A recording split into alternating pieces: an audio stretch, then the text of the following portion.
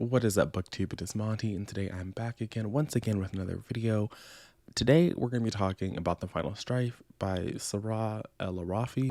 Anyway, originally I conceived of doing a reading vlog. I know me, I said I was never doing a reading vlog again, and here I go. But originally I conceived of doing a reading vlog of The Final Strife and In a Garden Burning Gold by Rory Power, because they were both sent to me by the publisher in like January, earlier this year, because they were like, hey, we saw you read and really enjoy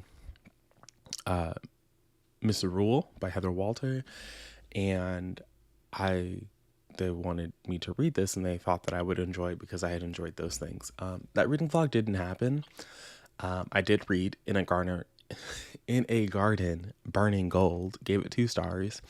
The Final Strife, I'm settling on a 3-star. In my spreadsheet, because it comes pre-equipped with half stars, I've gone ahead and giving it 3.5, but I don't feel comfortable rounding it to a 4.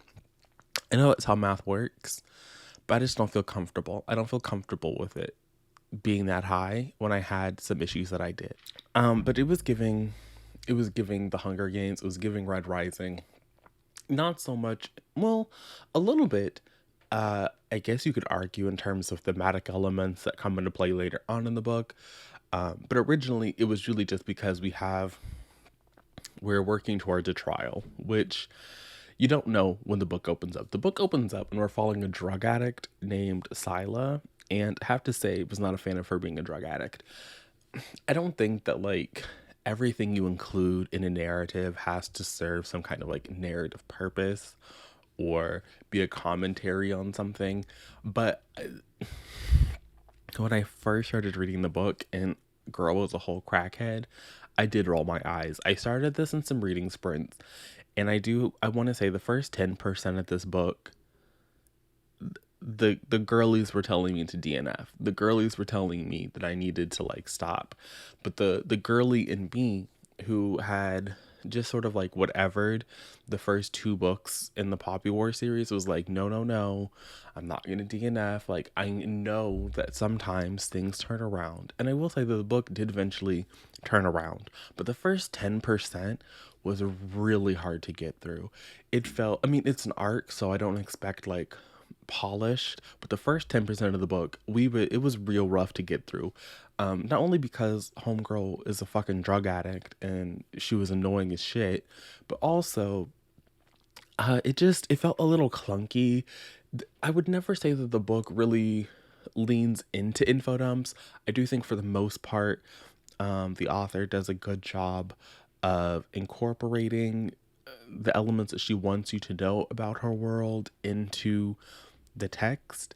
But there were some elements of that first 10% that we really could have massaged into the story. We were also getting just like background information that wasn't making any sense. Like, we were told that the ghostings, because in the society, this review is all over the place.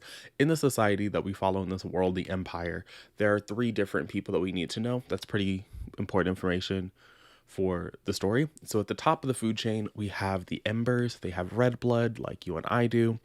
Then in the middle of the food chain, we have the Dustings, who have blue blood, which we aren't really ever giving any information as to why the Dustings have blue blood, and the Embers have red blood, but they're all humans. And then we have the Ghostings, who are also human, but they're like the subhumans in the society. And the Ghostings have clear blood, which I'm assuming is why they call them Ghostings. But yeah, so the Ghostings at the bottom of this pyramid, we learn from a young age, like as soon as they are babies, their hands are amputated and their tongues are ripped out for some crime that they perpetuated hundreds of years in the past, where they tried to like uprise against the Embers in their society, and they like fought back or whatever. And so as a penance for this, every time one of them is born, they chop off their hands, they remove their tongues. And the explanation that's given to the reader is that this makes them better slaves. And when I said this in my reading sprints, everybody in the reading sprints was like, what the fuck are you talking about, Monty? That the math isn't mathing. And I said, no, no, no, guys, the math is mathing facetiously, sarcastically, because I also think the math isn't mathing. And I was like, wait, they have mobility aids, you guys. They have mobility aids. They have special equipment so they can be the perfect slave because the embers are they're exacting masters, and they want the house to be spotless even though they have removed these people's hands.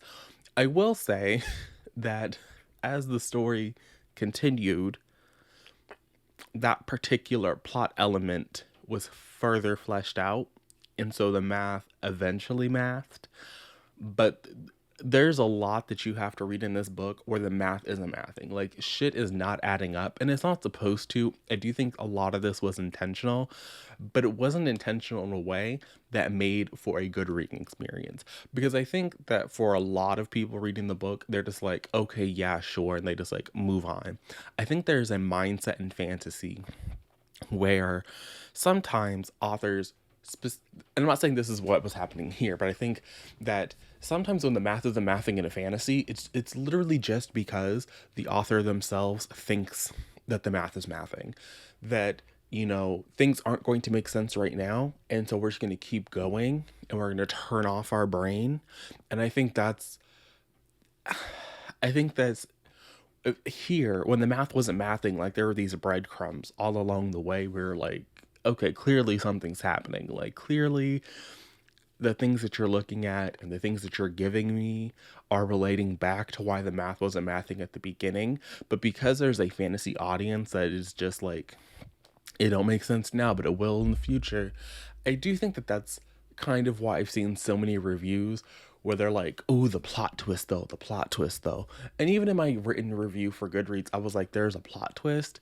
And like, you finally get the real narrative that isn't this like Hunger Games situation where our main character, Sila, eventually through a series of happenstances works with Anur to like get through this competition to become the next person in charge of the empire.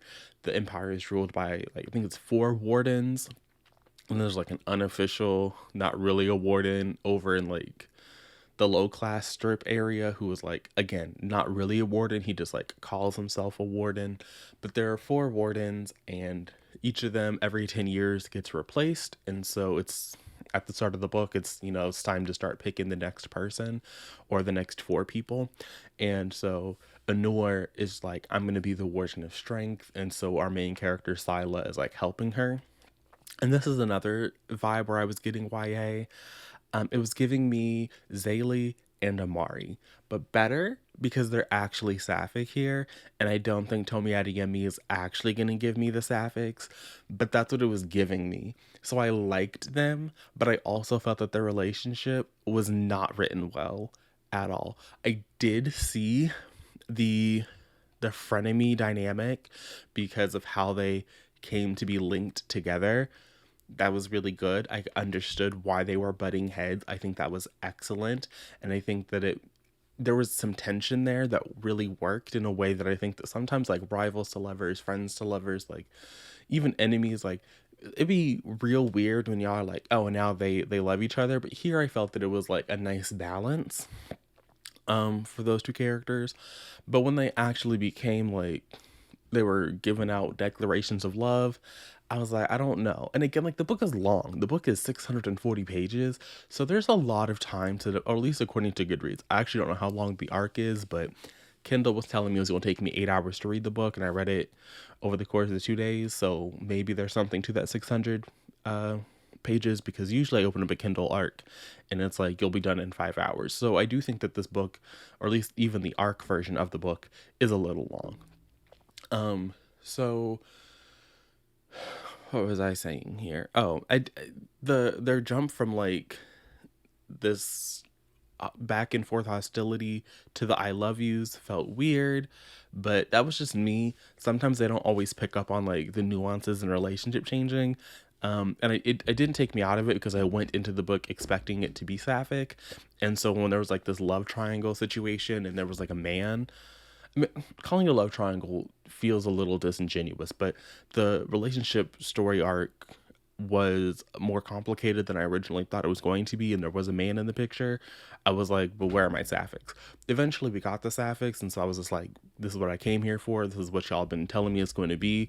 So do know that the relationship dynamics, the relationship arcs are more complicated than just like, I'm gonna stab you. I think that's sexy, and then like it's sapphics or whatever. It's more complicated. There's like a winding road, there's a little detour, there's some complications that happen, all of which I thought was fine, but the actual competition was boring. The training sequences felt like they were lacking. The part of it, like, partly because the training sequences they were like three pronged, because you had Scylla helping to train Anur, because Scylla had been like kidnapped as a child and like raised to destroy the empire. And so now, because she missed her opportunity to get into the tournament herself, she is trying to like relay this wisdom to Anur, who is kind of like the preppy, like airheaded princess trope character. Even though she's not really a princess, she might as well be a princess. Even though she's also been like violently abused by her mother because of the events of the book and the kidnapping situation. It's a lot, right? So you have Scylla who's helping her, but then Anur is also teaching Scylla to like read and write and do the magic system in this world.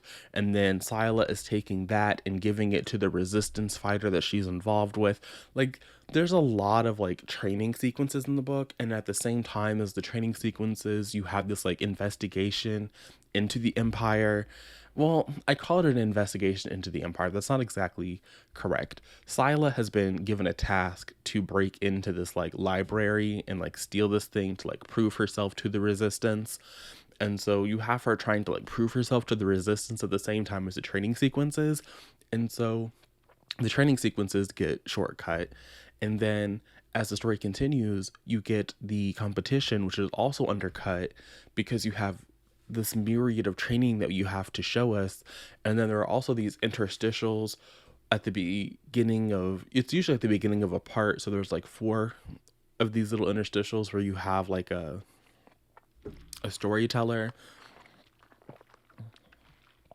giving you a myth and a legend of this place.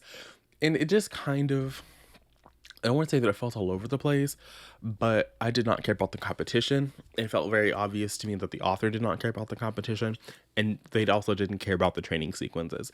What they did care about was the last 10% of the book, which I think is really where the book shines. Like, once we get the mission, like, I'm gonna say the mission, but once you get like the thesis of what the series is actually going to talk about, like, I can't imagine that was the last 10%, and then the next 2 installments in this trilogy aren't going to focus on that.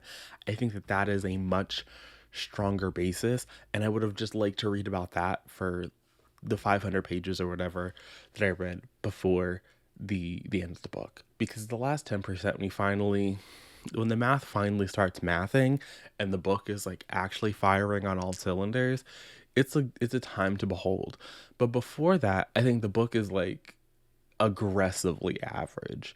Like, it is aggressively average in its execution, but it you can see that it's like striving for something. Like, it's striving to be this inclusive place where we're going to talk about Scylla having to detox, and her drug addiction is very much baked into the core of her character, and like it's affecting how she has to move through this world.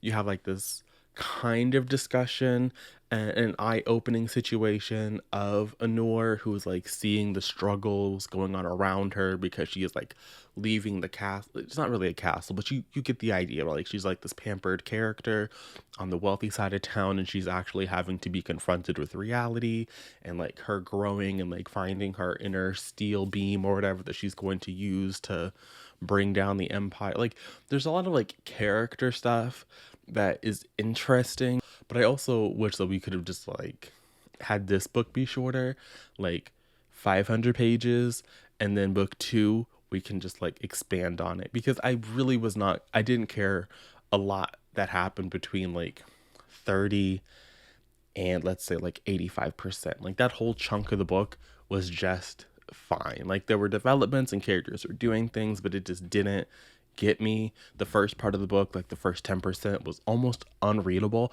I do think that you are going to have to push through to get to the part of the book that is aggressively average, because once the book became aggressively average, I was like, this is fine. Like I personally do not care if a book is aggressively average. I will like I would rather a book be aggressively average than me being like, I hate it here. And so it worked for me when it was aggressively average. And then when we ticked over from aggressively average to like, wait, pause up, these are the themes that I want to talk about. And what killed, like, these are the themes, like, you could argue that these themes that are present in the last 10% are there in the beginning of the book, but they are like, they are buried. Like you have to read the entire thing before you can look back and go, yes, those were there. And that's good. I do think that that is a skill to have. I do think that there are authors, you get to the end of the book and you're like, wait, that was the theme of the book. And you look back and you're kind of like, well, I guess there was like one or two scenes. Here, I think you get to 90% and you look back at all the times the math wasn't mathing. You're like, okay, yeah, this was good. But you do have to suffer through the whole time, most of the book, where the math isn't mathing. So, and not only was the math not mathing, but if you were just like one of the people who would like turn to their brain off because you're like, well, it's not supposed to make sense. When it finally does make sense, I think that I don't know if it's as impactful. I don't know. But overall, like I said, I gave this 3 stars on Goodreads, 3.5 stars in my spreadsheet. I will read the second book because I think that where we end off is where I want to be. And I don't hate it here. I do, like I said, I hope that in the final copy of this book, some of the elements in the beginning are massaged in a little better. As the book went on, there weren't as many times where I was looking at the text like, so you just gonna drop it here. Like this is the most clunky way to introduce this. I do think that as the book went on, things got introduced more smoothly and it was a more enjoyable reading experience.